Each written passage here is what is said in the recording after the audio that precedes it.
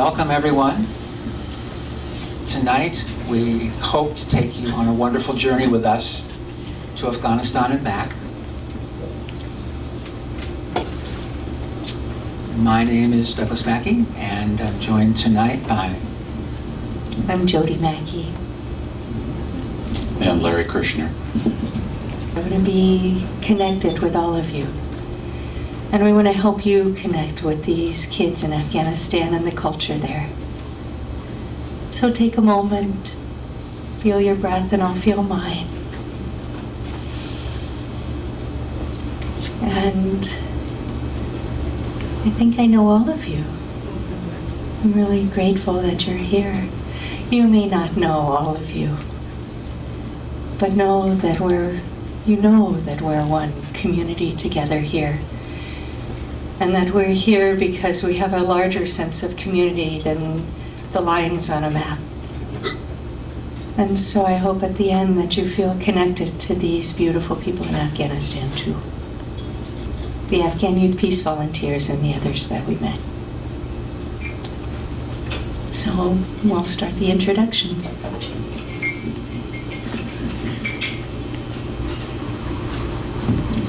In the back of the room over by the Traditions Library is a map of Afghanistan. These lines were not drawn by Afghans. They were drawn by a British mapmaker, the outside of the country. But you'll notice a big trough. This is a relief map, so you can see the mountains. It's very mountainous in that northern 2/3 of the country.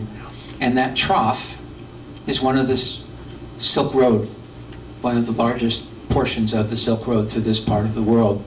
And in the middle of Afghanistan, on that Silk Road, is a place called Bamiyan. And that's where we spent about half of our trip.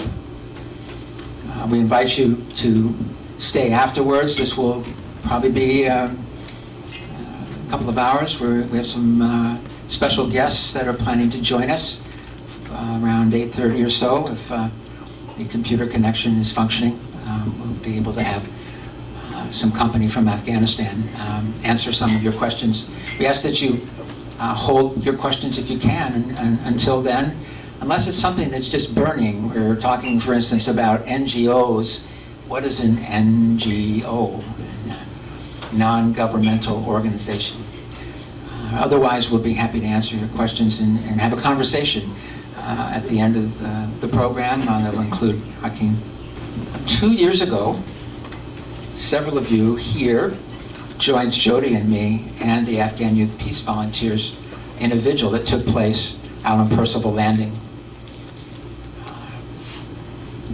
The Afghan Youth Peace Volunteers had captured our hearts in the matter of an hour, maybe two, of watching their videos, very short 3 or 4 minute videos that explain what it's like to be living in Afghanistan. Abdullah was 5 years old when his brother put him on his shoulders and they marched out of town up into the woods to escape the Taliban. His father was captured, his grandfather, both of them were killed. They returned, and through these last 10 years, the families of Bamiyan that are working with the Afghan Youth Peace Volunteers have found ways to not be pointing at the Taliban and saying bad, and pointing at the US troops, or pointing at the NATO coalition, or pointing at the other ethnic groups that were historically their enemy. They've learned to invite everyone to the table, and that's how peaceful discussions are entered into. So Abdullah, Nurullah, Faiz, Mohammadjan, Ali, their leader, Dr. Hakeem, became our friends. The Afghan Youth Peace Volunteers inspired us to hook them up with other folks.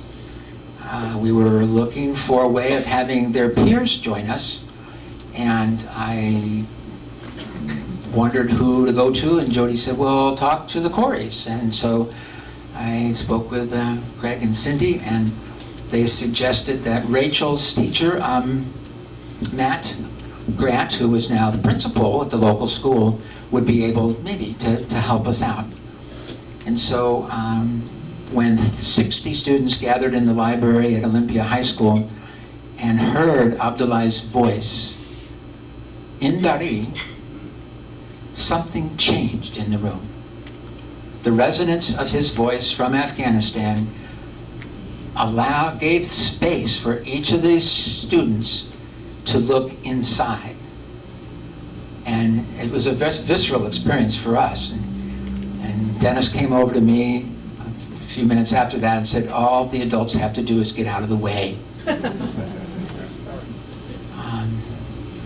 So those kinds of conversations continued and grew, and they involved the likes of the Fellowship of Reconciliation, Veterans for Peace, many chapters, Veterans for Peace, September 11, Families for Peaceful Tomorrows, the leadership of that organization.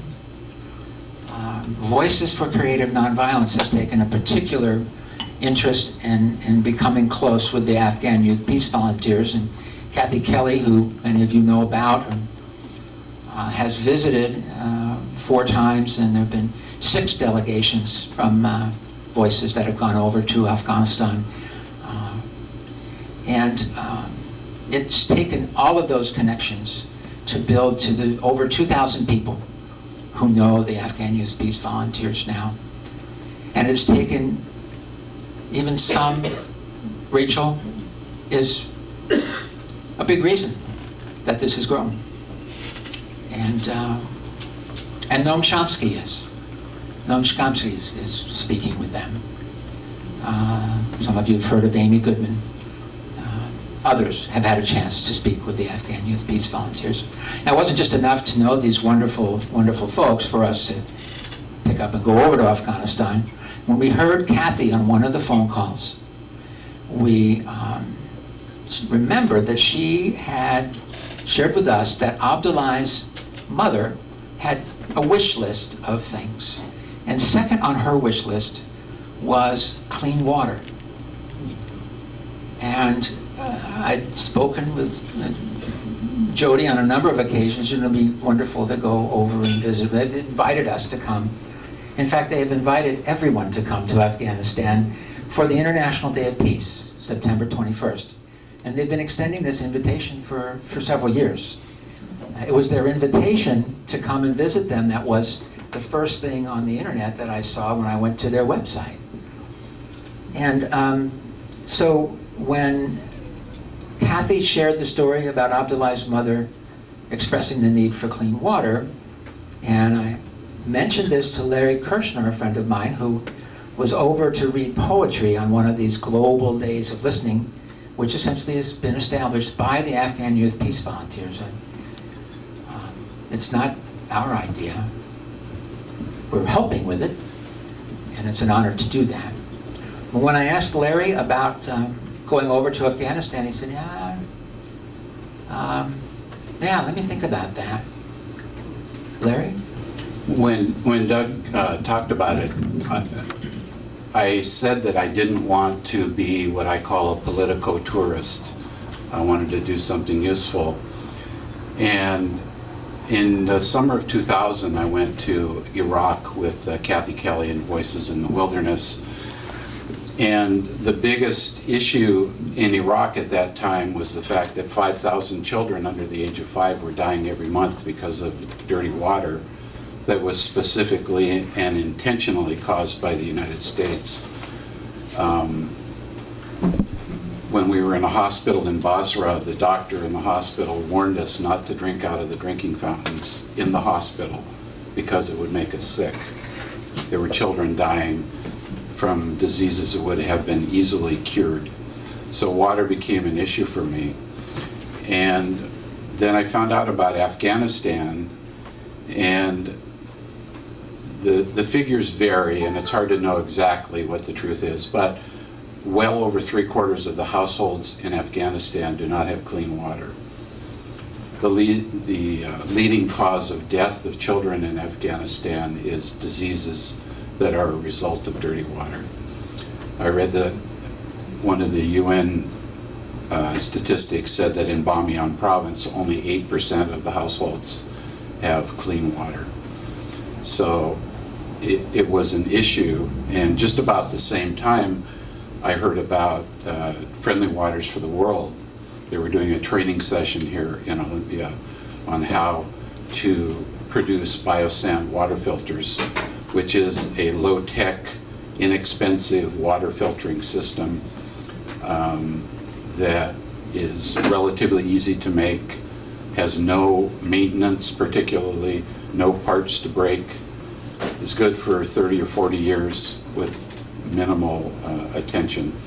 And it gets rid of 99.5% of bacteria, water, and viruses and protozoa.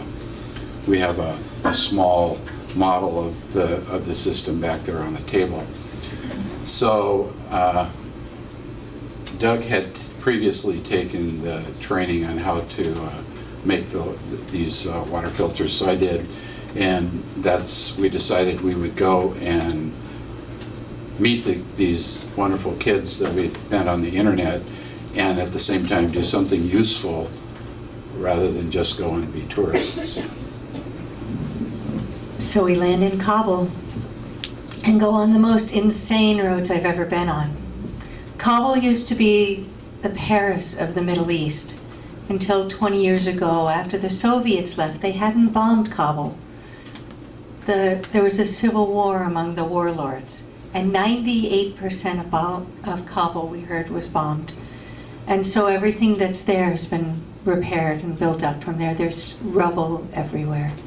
So much rubble that it's like my mind couldn't believe that that's what it was from. And so we went to Dakar. Dakar is the Danish Committee for Afghan Relief. And we're driving up, once again, we're talking 11 lanes down to 4 lanes, no street lines, no stop signs, with mules or donkeys and carts pulled by men, and no one seems to slow down, in potholes everywhere. So it was wild. It was very exciting to be on the roads. And we pull into Dakar. Dakar's looks rubbly on the outside with little shops on every wall. And we pull in, and they look for bombs using mirrors underneath our car. And once we go through the second gate, there's flowers and beautiful lawns and beautiful people greeting us. And we go up to the top, and they're working on sewage and water. And they've worked for 27 years with Afghan refugees, and I've heard from Afghans here in the States and in Afghanistan what a wonderful job they're doing. So they were actually going to do the training for us in Bamyan. And Douglas was going to bring them a GIS system and the training to use that to make their work more effective. So for the next 3 or 4 days, Douglas spent most of his time there. And Larry and I were taken to Rastagar Carpets, which are working with the poorest returning refugees to make these beautiful carpets out of natural dyes and hand-spun wool. And they're, in 2 years, turning it over to the people who are making the carpets. It's not just an NGO, which gives to people, it's really empowering them. And we also went to a women's group, the Afghan Women's Skills Development Center. These women started 9 years ago as refugees in Pakistan, really poor, but they had a vision for how women could be treated in Afghanistan. There, many women never talk to anyone outside of their families. They spend their lives in their half of the house and in the fields, and when they go anywhere else, they're in a family group. So we learned a lot in Kabul. I did want to start to share some of the photographs with you that we took along on the trip. Many of these were taken by the Afghan Youth Peace Volunteers too. So Larry and I, Jody, took some of these. In Dakar, we met with their staff, and these are this is Jawid. He's one of their GIS operators. Azim is standing, and talking to the other staff in the GIS office. Mohammed was the greeter, and another gentleman who's has several names. Mohammed was the person who took care of me in the guest house. And these are the cooks from the guest house area, and just wonderful, wonderful people, primarily Pashtun that were working there in the Dakar setting, although Tajik, Uzbek, Hazara, the staff was very, very open and wonderful with each other. They helped me learn Dari, and, well, wait, the Pashto word for that is also this. Dari was the language used in Bamiyan, and so that's what we learned before we went, and we learned it while we were there as well. Some of us less than more. Yes. They were very patient with us in our lessons about Dari. And while I queue up the photographs of the efforts that we made in Patod Lokman, I'll turn it over to Larry and Jody. We learned quite a bit from Dakar. They've been involved in water issues in Afghanistan for, like Jody said, 27 years. One thing that they said that really struck me was that in the last 10 years, the water table in Kabul had dropped 20 meters. And in the last year, it had dropped a full meter. A full meter in 1 year. So you can imagine what that means if you have a program of trying to get clean water to folks. Pretty impressive. Let's see, another NGO that we met with and talked with is a bunch of young photographers who have a group they call Third Eye. They're photojournalists, men and women, who have produced several photographic books of life in Afghanistan. Give us a copy. They are trying to find a venue to do a tour here in the United States. They have some funding for that, but they need places to go. I've tried to hook them up with a few people that I know. In Dakar, we got to speak for just a few minutes with a woman who's running their Women's Skills Development Center. And they go in to a community and bring 5 villages together of women to learn carpet making and tailoring, and they only support these villages, these centers, for 2 years, and then the women have to be able to support themselves through this. So I mentioned earlier that many of the women in Afghanistan never get to talk to their neighbors. How could they possibly bring 5 villages of women together? And so that's part of the healing of what we saw there through that skills training center and the Afghan Women's Skills Development Center. Who do similar work. One of their centers that they created was in one village, but they had to have 5 centers because of the different families that couldn't communicate. So they brought the men together for a 4-day training. And the men the first day said, "We don't have time for this," but somehow they were there anyway. I think they were being paid to be there, so they actually showed up. And then the second day they said, "We still don't have time, can't we make it shorter?" And the third day they said, "Can't we make this longer?" And all of them showed up for the 4th day. And after that training, they had 1 center. They learned to trust each other. So that's some of the women that, and in the Afghan Women's Skills Development Center, do we have pictures? She's behind you, Mary. This is Mary Akrami. She might be we met so many courageous people there. She's gone into prisons to rescue women who were doomed. And she's was the first person ever to do that. They have started the first women's safe houses in Afghanistan. And they started in Pakistan. Jody said doomed. Yes, women who were doomed, who would not make it out of jail alive because of You have to remember this is an extremely conservative, fundamentalist, patriarchal society. Women essentially have little to no rights or value. And we hear about people here starting safe houses and think that's a good deal. But if you think about starting a safe house in a culture where women have no value, where women cannot complain to anyone, there's no redress. So the fact that Mary was able to start these houses in that society is an incredible thing. And she was effective enough that she actually got President Karzai to endorse what she was doing.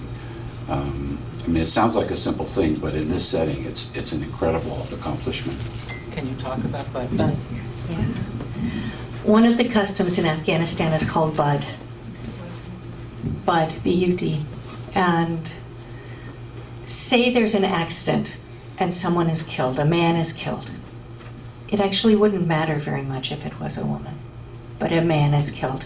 Whoever's responsible for that, this man who's responsible, one thing that can happen is that then a cycle of revenge happens and he's killed. Another thing is that the Jirga, the local community leaders, can decide that his family has to pay a lot in animals to the bereaved family. But what usually happens is that a girl from this family is given basically as a slave forever to the bereaved family. And you might think that this would begin to repair fences, but it doesn't seem to do that. Instead, the family gets the family heaps abuse on that girl, which doesn't help them heal. And she's a constant reminder of the man that they've lost. And so Mary Akrami is working on eliminating Bud, and she's doing that through trainings of elected officials, including President Karzai.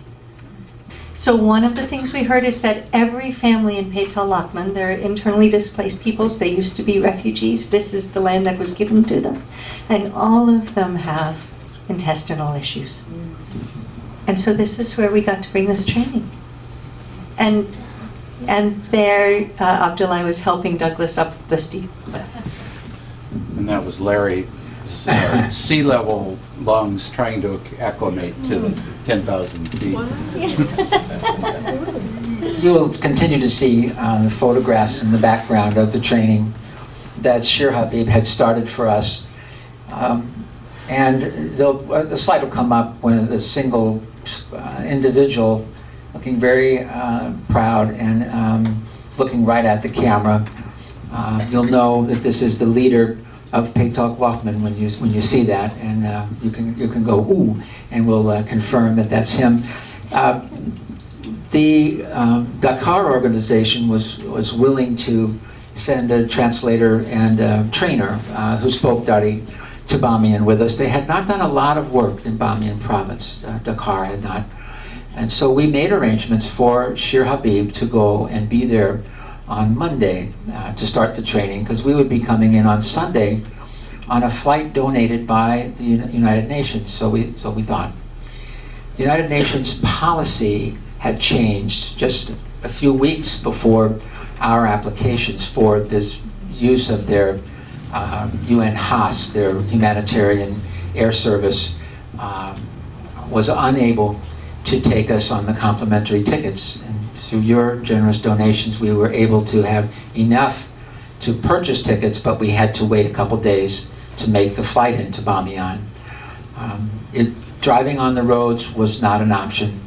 It's not an option for the Afghan people at this point either, to drive on the roads to see their relatives in the province next door. We'll speak more about that later on. So when we arrived Tuesday evening, we got ready. Oh, that's a classic photo, the two glasses and the smiles on the faces of everyone there who had worked on these filters for 2 days, kind of, knowing that they were probably going to be good. But there's the group, and Shir Habib is on the ground, and behind him is Ali Jumal, Ali Juma is the the village council leader, and he was the decision maker that Faiz John, one of the Afghan Youth Peace Volunteers, and then the photographs to Larry's on the piano. On the far left is Faiz Ahmad. On the far right. Excuse me, far left. The other left. Yeah. On the close to the street is Faiz, and Faiz went up ahead of time, months ago actually, when we conceived of this project, to find communities where they needed clean water. Many of the villages have been designed and located because of the presence of a creek that comes right out of a spring. And there are a few wells that have been drilled. There are more that are being drilled now. But Paytog Lockman and a number of other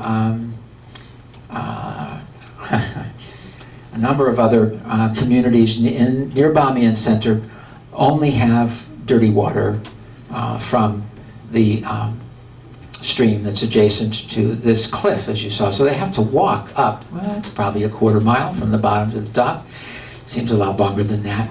And we were very fortunate to have made it for Faiz, our friend, to have made the contact, find a community willing to have this training come in, and fortunate to have Shir Habib there to start the training and get it going.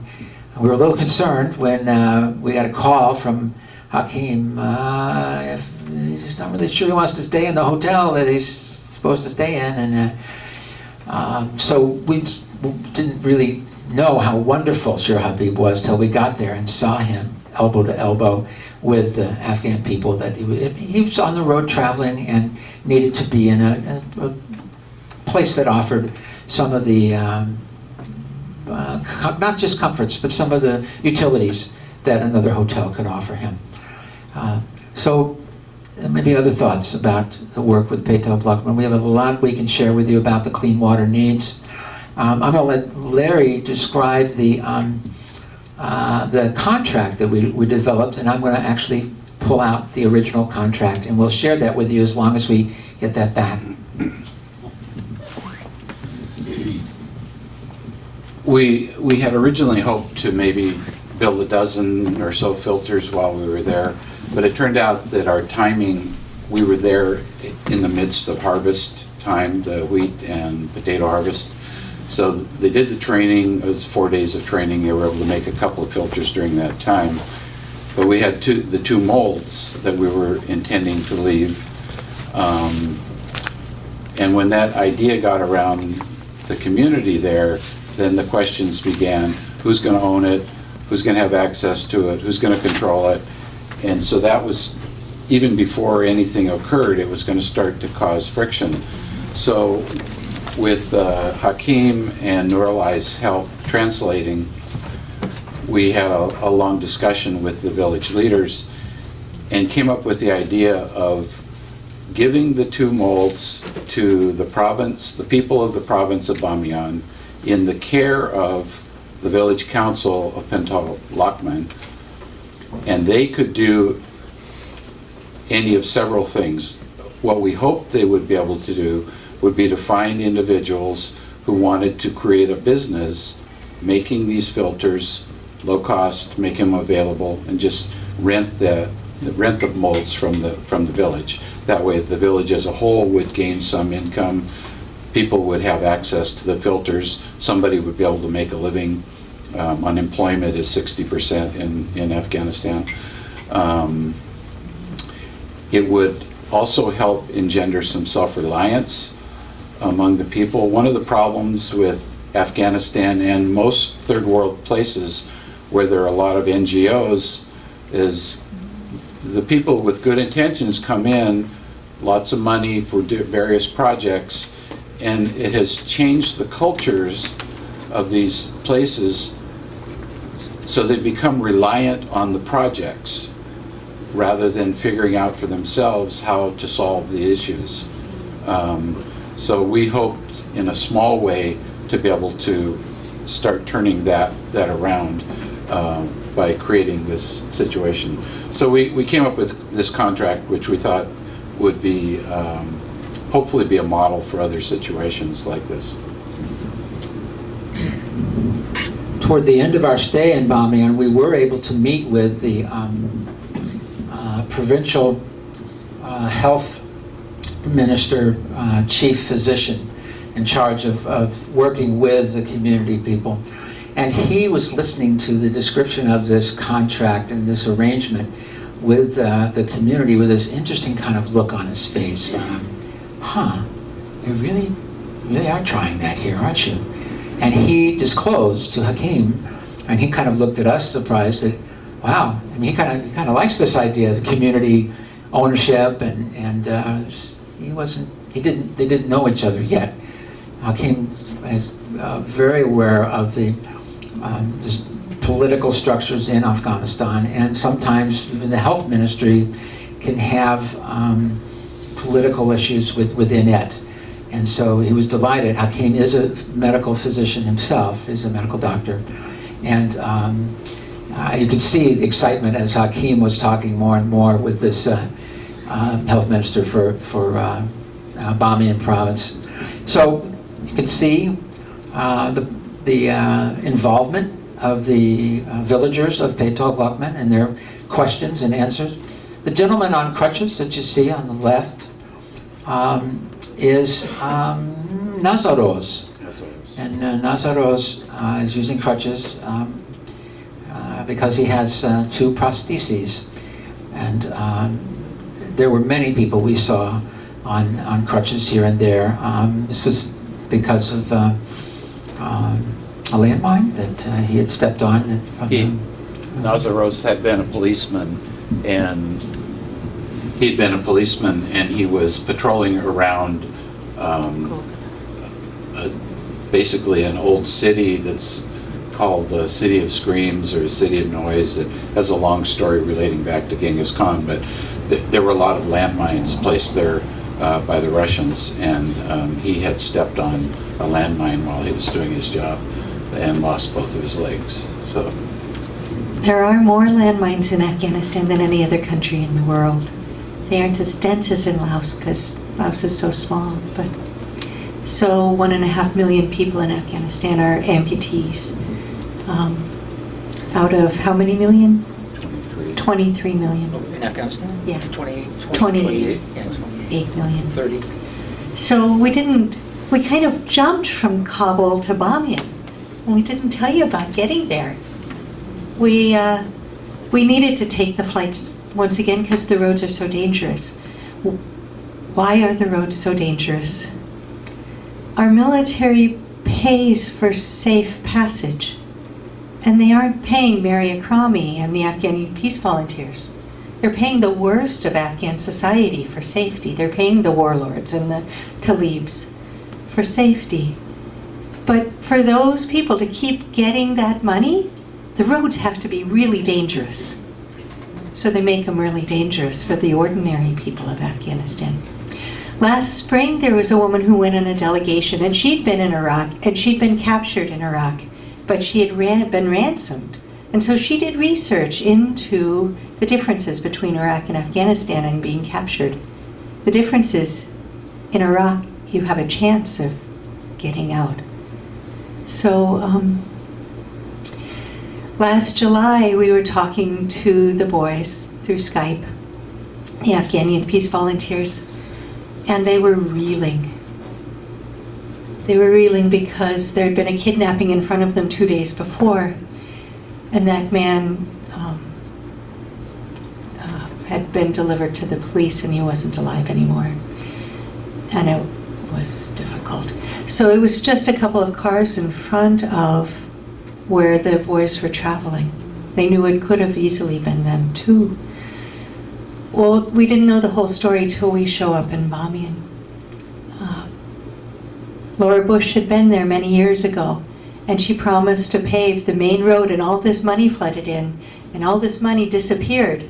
And so there's the leader of the provincial council there, Jawad. He had 2 years ago filled a dump truck full of mud and pretended to pave the main street as like a like, where's this money, who's not? He was doing, you know, a protest.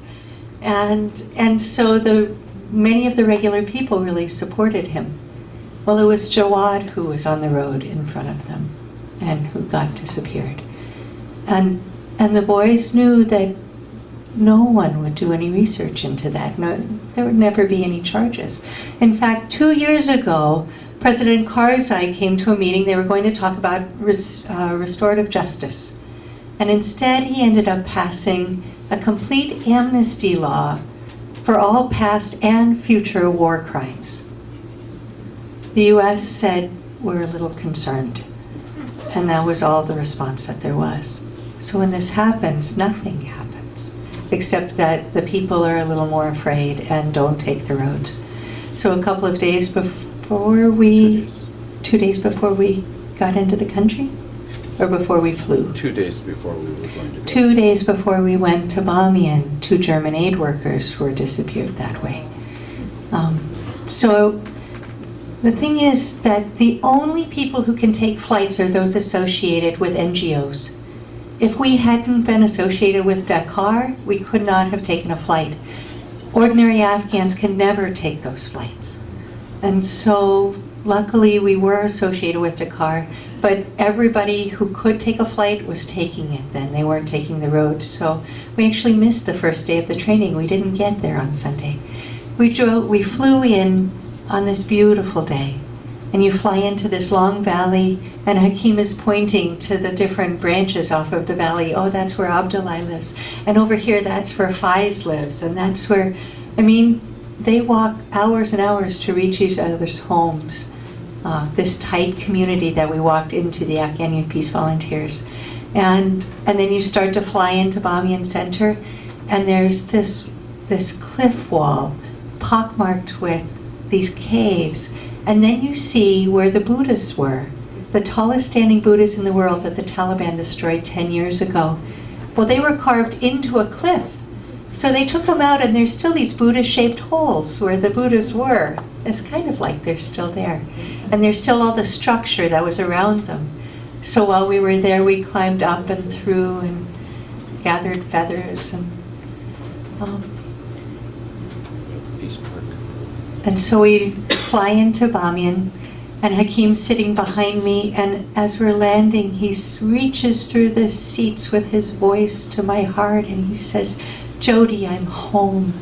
He's actually from Singapore, and it's so dangerous to be where we were going. There's been so many threats, including his apartment being burned by the 3 major police forces in the region. And do you know what his response was when that happened? He went to all 3 of them, these police forces, that there are some good people in there, but they are also the groups that do disappearances. He went to them and he said, "This is ridiculous. Look, I'm an open book. You can read anything. You can join me in any meeting. You don't have to do these silly things like burning my apartment down." That's who we got to be with, was Hakeem and these boys who are so graceful and courageous in the face of things like that. So we fly in, and there's 5 boys waiting for us at the end of the UN runway, and we get in the car and we go eat and we go to the apartment.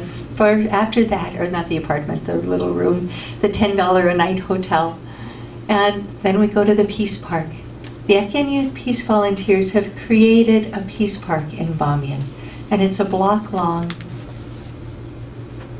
And it looks like this. They've planted trees. They've gotten the city to water it.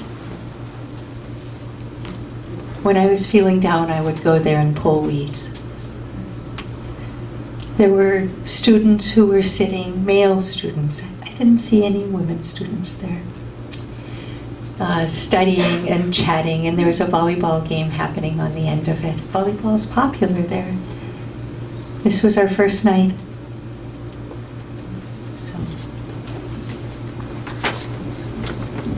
Some of you will remember that this is the Peace Park that's in their videos, particularly this sign, which has evolved since, in the 2 years since we've known them.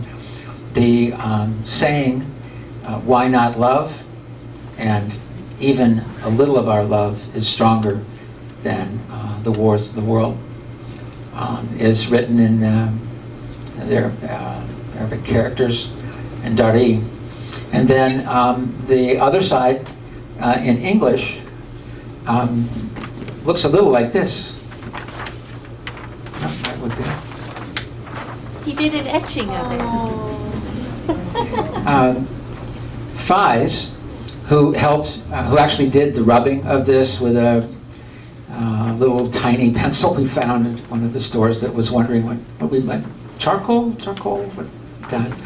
And they have been working on that sign and repairing it when it's been vandalized. Someone had thrown red paint on it to make it look like blood, and they would clean that off and repaint it.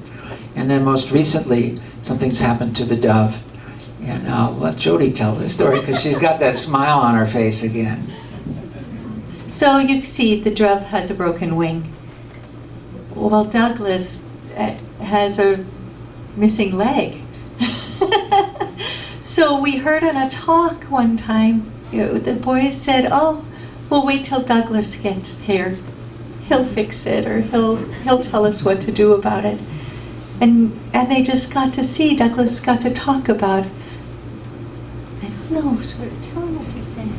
It was pretty interesting because they were looking for some sort of solution to the broken wing of the dove, and I was thinking back to, gosh, maybe there's a song we can reference, and there is a song. If you remember it, tackle me afterwards. La Colombe was back in the 60s, I think. It may have been Judy Collins, and the lyrics are, "The dove has torn her wings, so so tackle me afterwards." So through music, through something, we can find a way. But when we were there, it was just 5 or 6 of the closely knit Afghan Youth Peace Volunteers, and I said, well, I don't always feel whole, but that's something I've had to learn, is that even though I've lost a leg, I am whole. And they have a prosthesis, so we could make a prosthesis, and they would translate it, and could make a prosthesis for it. What would you do? You would take clay and get the impression of it and go back and talk to the guy who made this one. But maybe it's okay if it stays the way that it is, because sometimes the stories that you share about what happened can help other people learn what you've learned. And there were little moments like this throughout this trip, just little golden human moments where you'd have this exchange that was so precious, to find a way to share it. We are tonight. The Peace Park was purchased through the efforts of Hakim and some of his friends in Singapore. You won't hear that story from him. He probably doesn't want me to share that with you now. And it has been cleaned up, and they've invited people. The provincial governor, the only female provincial governor in Afghanistan, was there to help clean up the rocks in this park so that plants could be planted. It's a little jewel of a place. It's where the tent was 2 years ago when we were out in the cold out here. That's where they were staying, is right in front of where the sign is now. It's also the place they hold their meetings. It's also the place that they spoke with Yaniv and Basim from Combatants for Peace. It's where they've held a lot of the phone call conversations from. So it's a very special place, this Peace Park. And then we went up to Paytok Lokman. And then from there we got ready for the Days of Peace, Global Days of Listening, also called Days of Peace early on. And I'll let you guys introduce this part of it.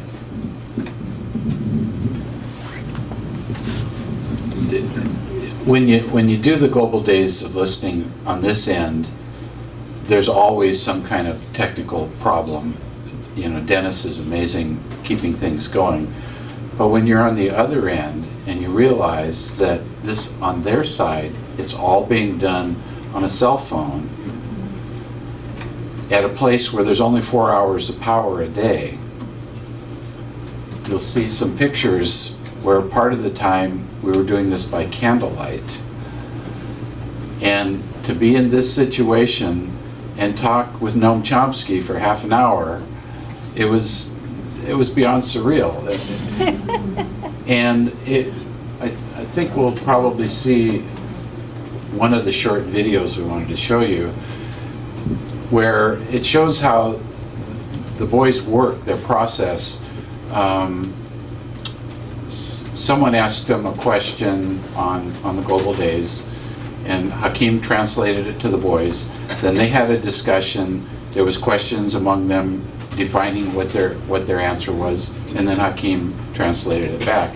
And you can see that Hakeem is their mentor, but he's not directing them. He's drawing wisdom out of them as a group of people who have survived living in a war zone their whole lives, and yet somehow they've come to the realization that nonviolence is the only actual solution. Their theme is why not love?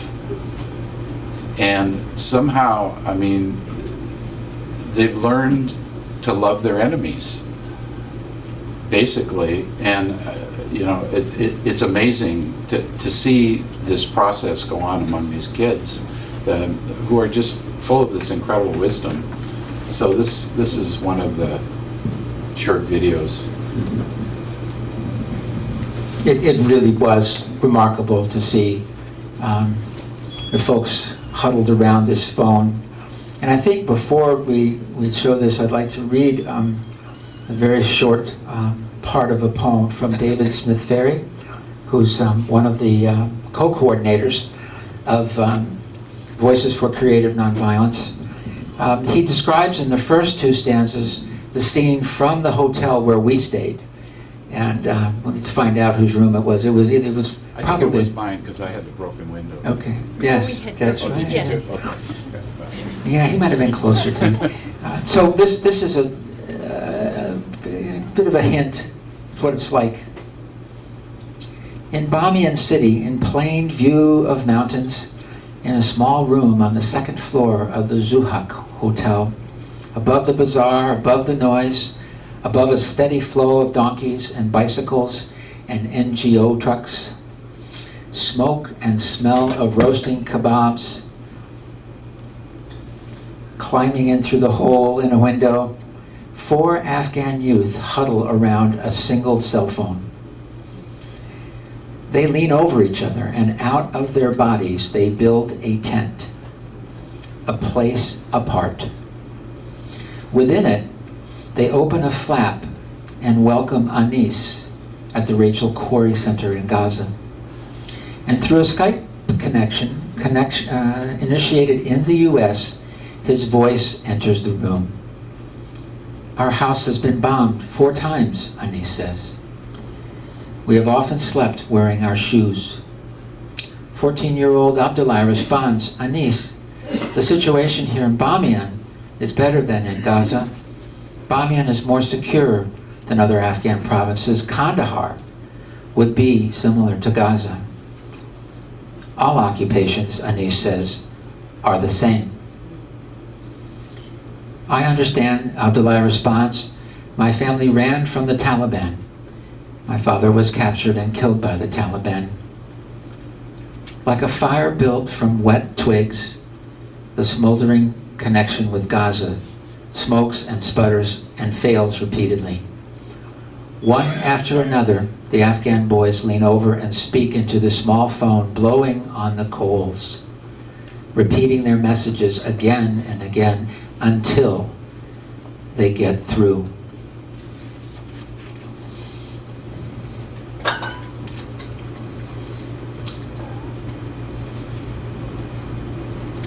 They're closing the conversation now, and Anis is told by Ali, please remain strong and brave. We will endure this together with you. If it's beyond enduring, please call us.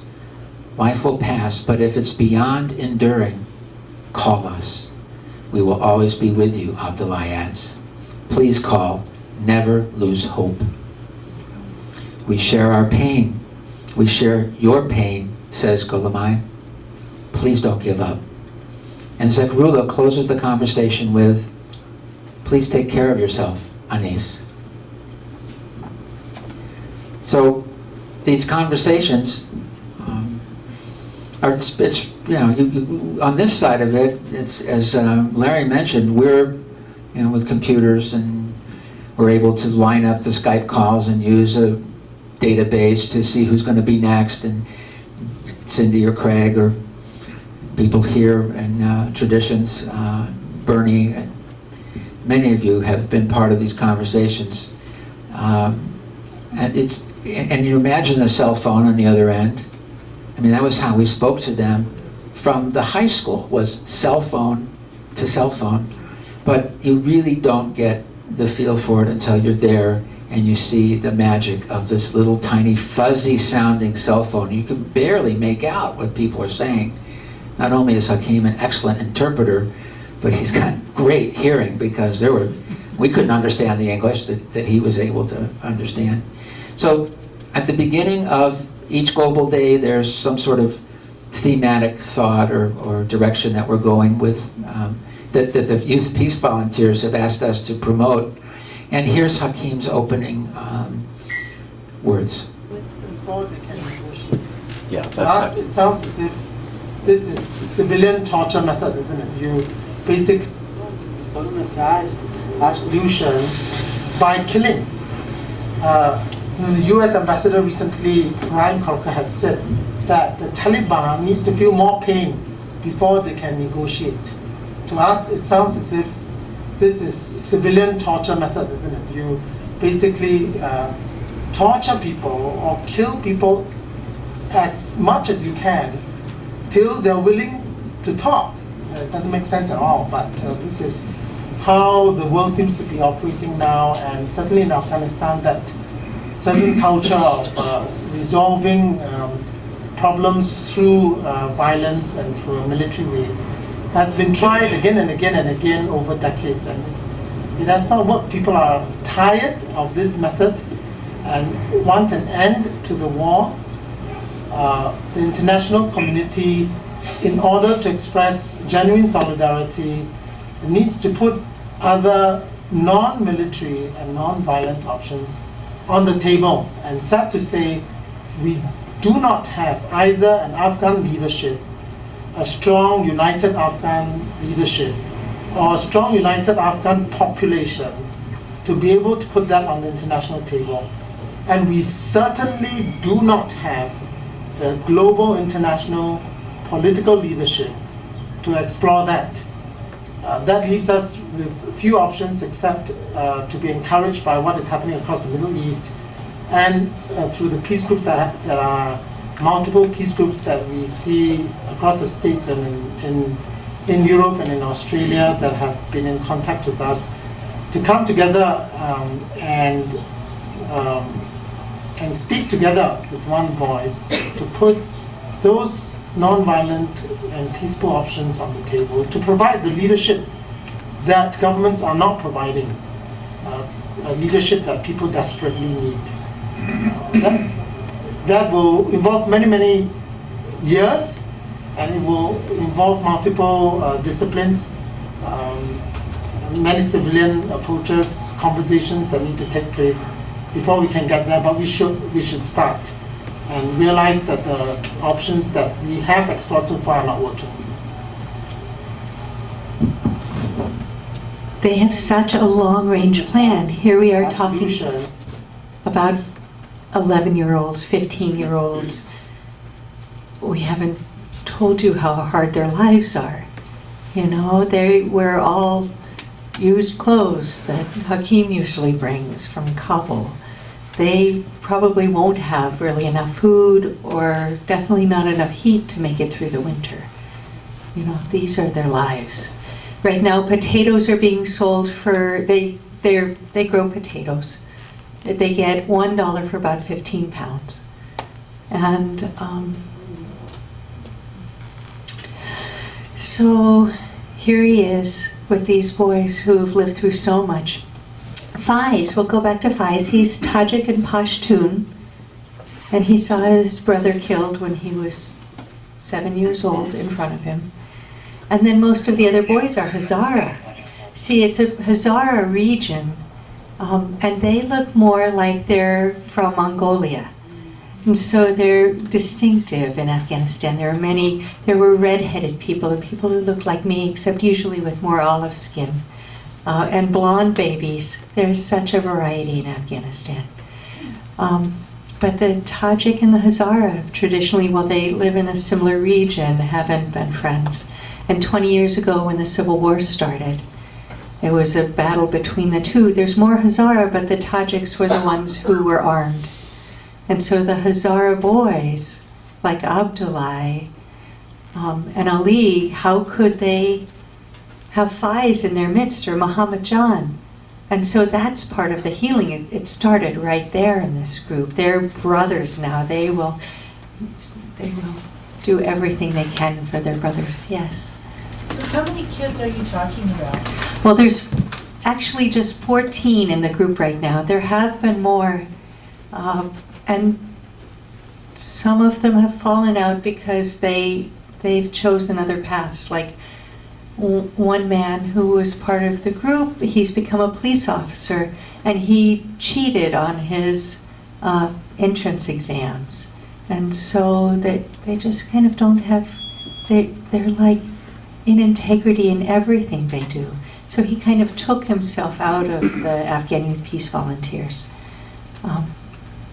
We need to also mention that in order to access certain things, you end up making a decision to compromise principles. For instance, if you want to have something travel around Afghanistan by truck, we trusted Dakar to ship the molds for us. But it's not uncommon to pay for safety, for safe passage. And sometimes some of those funds end up in places you wish that they hadn't. You don't find out until later on. This gentleman that compromised his own principles to get into this particular school cheated, but essentially everyone who got in had to do that. Cheating, bribery is a part of the educational system. It's systemic there. So I'm going to give that a little context, and then when we're ready, we'll share a few more of the Afghan Youth Peace Volunteers Tell conversation. Ali's story, because that's another reason some of the kids Yes. are not in there anymore. Some of you may remember Ali from the videos. His voice was louder than the others, and it would ring out, and he would say, "Sul, Sul," which is the word for peace, when others were saying it with less vigor. But that was Ali. And Ali had not been in some of the recent videos, and we didn't really know why. Jody will tell you a little bit more about the wedding that occurred at Ali's house. We figured he was there because of all of the festivities. We were invited over, and we did attend a portion of the wedding. And Ali was sort of seclusive and reclusive that particular day. And we learned that his name is on a list, and that he was told that his name is on a list of infidels, and that he needed to be careful. Several of the other boys have also heard that they need to be careful, or else. Hakim has left the country 3 times for safety reasons, and in each of those instances we have enough information to know that he might not have survived unless he had left the country.